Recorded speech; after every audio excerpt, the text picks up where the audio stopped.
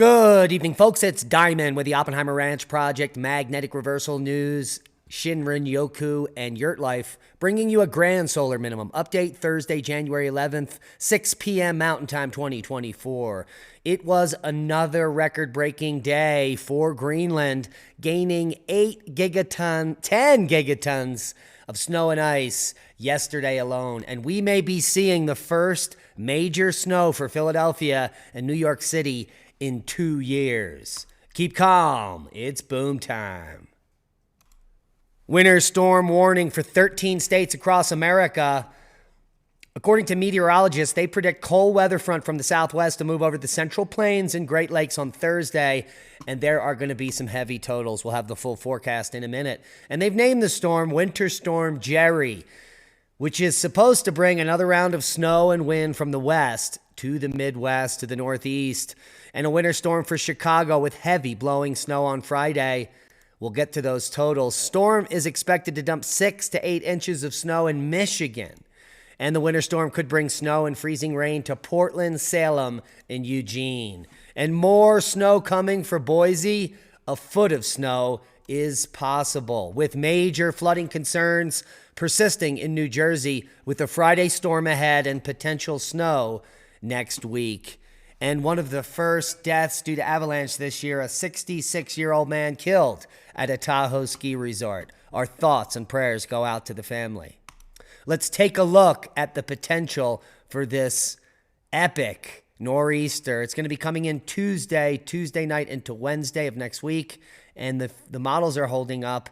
The snow is holding up as well. Take a look at that snow all the way down South Jersey, all of the Delmarva, and some heavy totals coming in right now. Shut up, Al. Get in your hole. Al Gore is not very happy about that. He's probably turning up the heat in his hole right now. Let's take a look at these systems as they develop. The storm Jerry is going to develop overnight and bomb out here. 985, 979 millibars here. By Saturday, this baby is going to be bombing out over the Great Lakes. So heavy snow totals on the back end of the storm, heavy rain across the freeze line is going to bring drenching downpours to New England, including most of Massachusetts there. Take a look at that. And also some severe weather in there. That's going to add insult to injury to flood and some flooding. Here is the second system that's going to develop way south, all the way down in the Carolinas with snow for most of the Appalachians, and then bomb out here over New England. So heavy totals coming from the system, and let's walk it through for you here. Here is Friday through Saturday. That system is going to have moved all the way through the Great Lakes. Huge swaths of 16 inches or more, probably blowing snow and blizzard conditions. Here is Saturday through Sunday. That heavy rain is going to wash out the East Coast, and setting it up for the second system that is about to develop here Tuesday, January 16th, and move up the coast and bring snow to Philly and New York City, and, well, going to jam up rush hour traffic in those regions. So heed the warnings. The weather is getting spicy. And as we reported in the beginning of the video, another record ice gain on Greenland, mass gain of 10 gigatons a day for January 10th. The media is silent. A small earthquake was recorded Sunday near Crandon. This is up in Wisconsin. It's the first earthquake for 11 years. More than 100 people reported feeling the 2.5 magnitude earthquake. The largest earthquake ever in Crandon was back in 1947. And a magnitude 6.4 earthquake struck Pakistan and Afghanistan, but no damage was reported. It was quite a deep quake. Aftershocks are happening now. There it is at 200 plus kilometers depth, so not much surface rumbling. Another interesting quake from Louisiana, 2.8 popping off in the United States today. Enhanced activity in Hawaii and some large rumblers coming from Hof, Iceland. That is Bardabunga on Greenland. And in fact, earthquake activity at Grimsvötn and Bardabunga volcano. Multiple earthquakes happening under the ice sheet. Simultaneously, there's flooding, and typically an eruption from Grimsvötn happens after a flood event.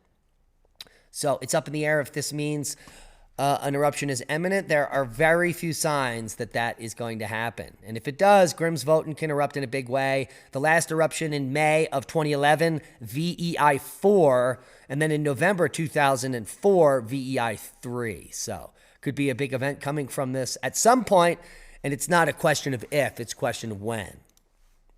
Here is the article from today. Grimsvötn level of uncertainty declared, but water flow declining. They conclude that there is no imminent eruption, which is good news. Here we are taking a look at that seismic activity has waned off. Let's refresh this. So just two small flurries of activity, and that has come to the end here at the Vatnajökull Glacier. Taking a look over at Reykjanes, not much happening there as an imminent eruption on the peninsula is scheduled to occur any time now. Take a close look over here at Tremor. Tremor has been elevated now for the last 5 days. So any changes there, and you'll be the first to know. The new USGS map measures recent uplift at Kilauea. Take a look here. This map shows the recent unrest at Kilauea volcano. Yellow circles mark earthquake locations from November 30th, 2023 through January 8th, 2024. You can see there are literally thousands of them along these fissure zones. Here's the Southwest Rift. Here's the East Rift connector. Here is the main crater up at the top.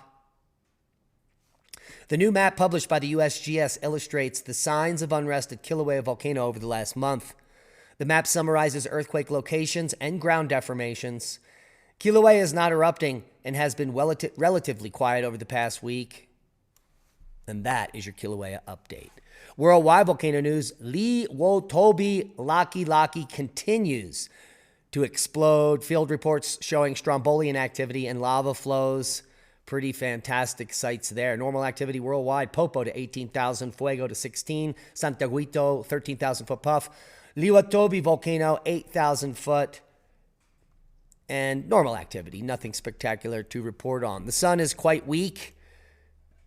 A few small plasma filaments erupting earlier today. Not going to be very geo-effective. Some small C and M flares coming from departing regions, and not many big sunspots on the disk. Let's take a look at the latest HMI intensity. That is the only big spot. It will be geo-effective for the next 5 days, so we'll keep a close eye on that, but the sun has been overall quite quiet. No coronal holes either to report on. Here is that last plasma filament. It has been imaged, so if anything, just a glancing blow here on the 13th. Not much as far as geomagnetic storm. Cancer is striking more young people, and doctors are alarmed and, get this, baffled. I wonder what could be the cause. Now, if you're thinking about the future, a regenerative future, Matt Powers puts on a free conference every year bringing together some of the best minds in regenerative agriculture, and they have a full multi-day conference which is free for all to attend. It's online, so you don't have to travel anywhere, so you get to save on gas.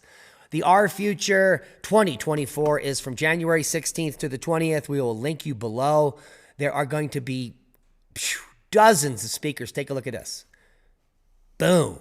16th through the 20th. All you have to do is come down to the bottom. You register for free. Where is that? It's right here. Sign up for free to watch Our Future for free. You can also get a physical goodie bag for a small donation. And for $200, you can get the all-new Regenerative Entrepreneurship Intensive with Matt Powers, a $500 value. So check it out. The Regenerative Future Conference starts in a few days, and it's free to attend. Go get it.